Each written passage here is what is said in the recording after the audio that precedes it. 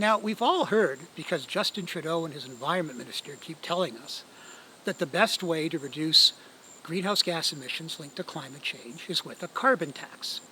Now, that's a carbon tax which the parliamentary budget officer says is costing most Canadians in the 4 provinces where Trudeau imposed it, Ontario, Alberta, Saskatchewan, and Manitoba, hundreds of dollars more per year in carbon taxes than they get back in rebates. And that's happening when inflation is at an almost 40-year high, which means the buying power of Canadians is even lower. Okay, so the United States has just passed its major climate change bill, and it includes $370 billion US of initiatives to reduce climate change. But what it doesn't include is a national carbon tax, nor does it include a floor price on carbon, both of which we have in Canada. And so what's the US saying about that? Well, they're saying with this bill, they can lower emissions the same amount as Canada says it's going to lower emissions by 2030. And that's 40% below 2005 emissions by 2030. Canada says it can only do it with a carbon tax. The United States says it can do it without a carbon tax.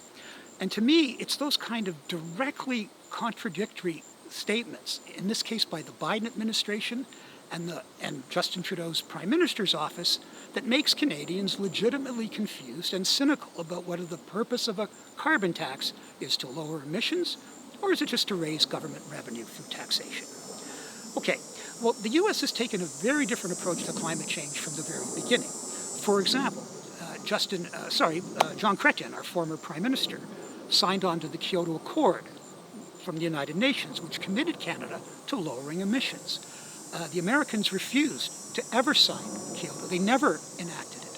And the reason they said was that we won't sign that because it commits us to lower our emissions, but it doesn't commit countries like China to lower their emissions.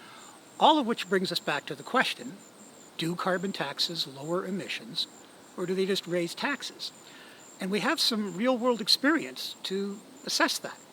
For the year 2020, both Canada and the United States had the same emission reduction target, and that was 17% below 17% below 2005 levels by 2020, on the way to net zero by 2050, which is the target for both countries. So what happened when 2020 rolled around? Well, the US without a carbon tax exceeded its emission reduction target. Canada with a carbon tax missed it by a mile. All of which again raises the question of what's the purpose of a carbon tax? Lower emissions or raise taxes? And I think that's a question Canadians should be asking themselves more and more.